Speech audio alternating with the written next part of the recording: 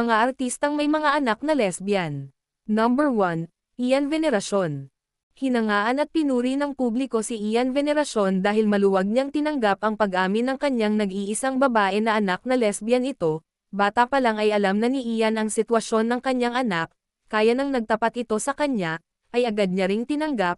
Dagdag pa ni Ian, maikli lang ang buhay at hindi ito dapat mabuhay na apologetic. Number 2, Kay Brosas. Kasabay ng kaarawan ni Kay Brosas ang pagsuporta niya sa kanyang anak na si Crystal na umamin sa kanya na lesbian ito. Ayon kay Kay ay high school pa lamang ito nang napansin niyang kakaiba ang mga kilos ni Crystal, solong pinalaki ni Kay ang anak, at kailanman ay hindi niya sinabi kung sino ang ama nito. Number 3, Sharon Cuneta.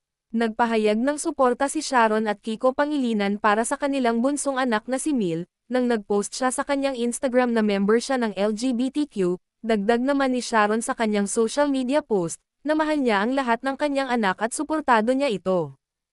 Number 4, Dennis Padilla. Minsan nang nagsalita si Dennis Padilla na mataas ang respeto niya sa mga LGBTQ community, dahil lingid sa kaalaman ng publiko ang panganay niyang anak na si Dane ay isang lesbian, na anak niya sa una niyang asawa.